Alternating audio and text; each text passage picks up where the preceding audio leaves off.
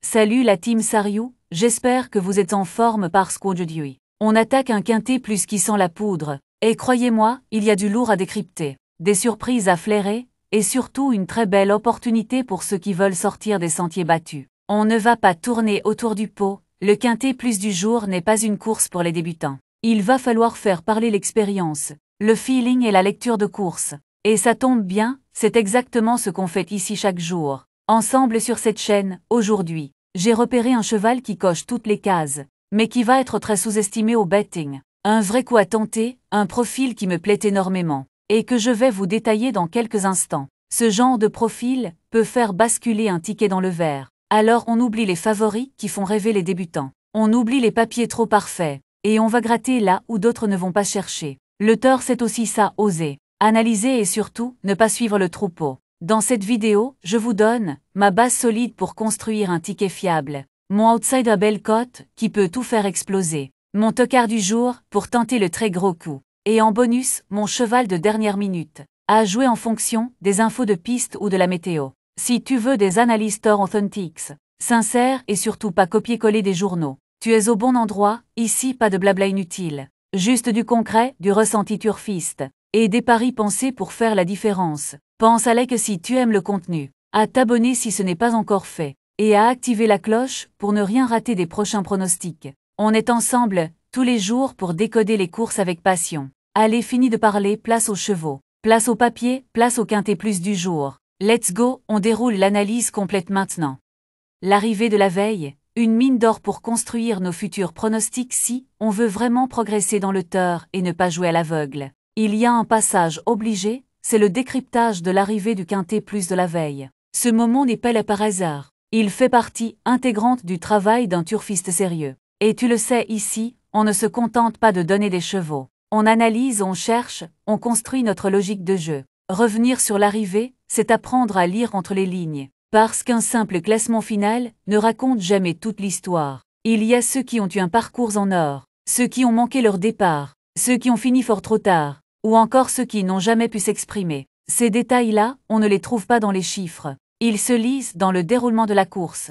C'est justement ce qu'on fait dans cette section. On revient sur la course d'hier, on la décortique, on repère les chevaux à suivre, les contre-performances à relativiser, et les coups d'éclat à confirmer. On se construit, ainsi, une base solide de chevaux intéressants pour les prochains jours. Et crois-moi, c'est souvent dans ces analyses qu'on trouve les futures belles cotes. C'est aussi l'occasion de faire le point sur les chevaux qu'on avait sélectionnés. Ont-ils répondu présent? Ont-ils été malchanceux? Ont-ils manqué de tenue de tranchant? Ou tout simplement de réussite? Ce bilan est important, car il permet de valider ou de remettre en question certaines approches de jeu. On ne cherche pas à avoir toujours raison. On cherche à comprendre et à ajuster. C'est cette capacité à revenir sur ses choix, à en tirer des leçons concrètes, qui fait toute la différence sur le long terme. Ce travail quotidien, rigoureux et objectif, c'est ce qui permet d'élever son niveau de jeu. Et si tu veux devenir un turfiste complet, ce genre d'analyse doit faire partie de ta routine. Alors ne saute jamais cette étape.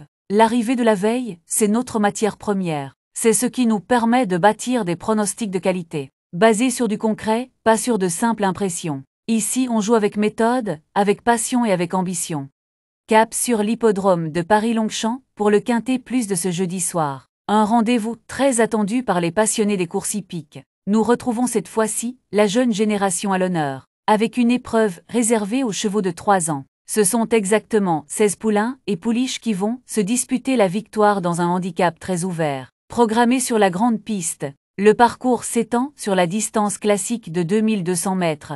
Une configuration qui exige à la fois tenue, tactique et vitesse de la part des concurrents. Il faudra donc des chevaux prêts à fournir leur maximum, tout en restant capables de produire un bel effort final dans la ligne droite de Longchamp. Ce quintet plus est inscrit au programme de la 7e course de la Réunion, et le départ est prévu aux alentours de 20h25. Un horaire en semi-nocturne qui permettra aux turfistes de profiter pleinement du spectacle en fin de journée. L'ambiance s'annonce électrique et la compétition particulièrement indécise, comme souvent dans ce type de handicap réservé à des chevaux encore jeunes et parfois en plein apprentissage. Cette catégorie des 3 ans en handicap n'est jamais facile à déchiffrer. Certains participants viennent tout juste de débuter dans les gros handicaps, tandis que d'autres, plus expérimentés, commencent à se faire une place dans ce type d'épreuve. De ce fait, les surprises sont fréquentes, et il faut souvent aller chercher des profils en devenir, capables de franchir un cap.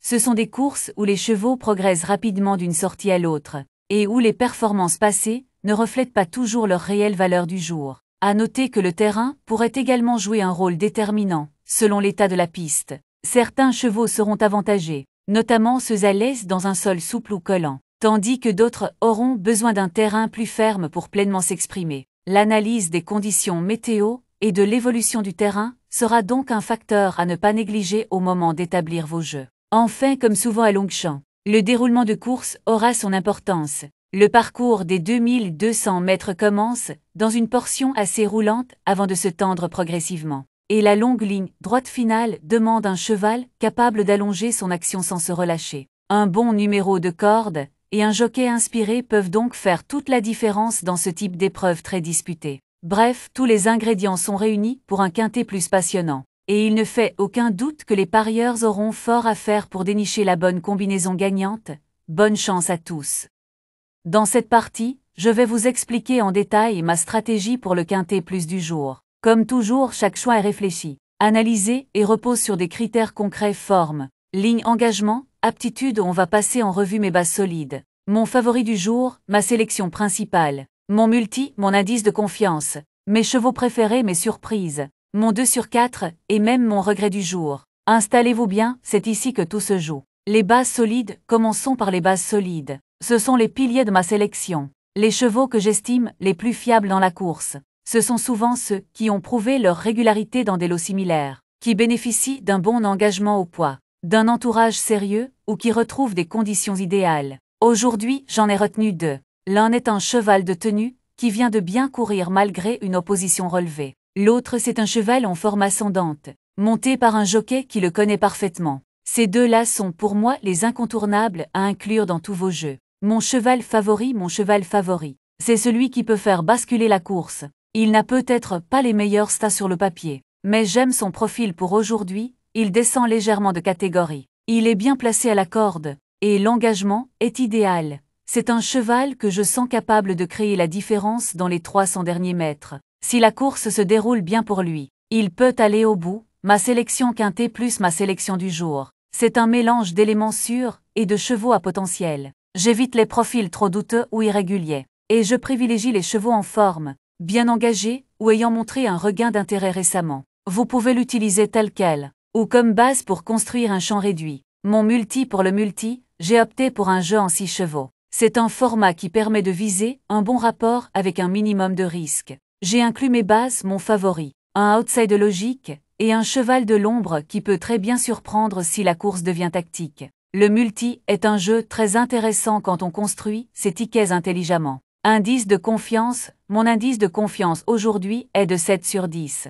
Ce n'est pas une course facile, mais j'ai des certitudes sur certains chevaux, ce qui me permet d'aborder cette réunion avec confiance. Il y a tout de même quelques éléments imprévisibles. Donc je recommande une gestion prudente de vos mises. Chevaux préférés et surprises parmi mes chevaux préférés. J'en ai 2 qui ne sont pas les plus joués, mais qui ont une belle carte à jouer. L'un revient bien après une pause, et l'autre a une ligne très intéressante face à de bons chevaux. Ce sont des profils à ne pas négliger dans vos combinaisons. Pour les surprises, j'en ai repéré une belle à plus de 20 premièmes. Ce n'est pas une candidature évidente, mais plusieurs petits signaux m'ont alerté: changement de jockey, retour sur un tracé apprécié, et poids allégé, il peut surprendre. Et valorisez vos tickets, mon 2 sur 4, mon 2 sur 4.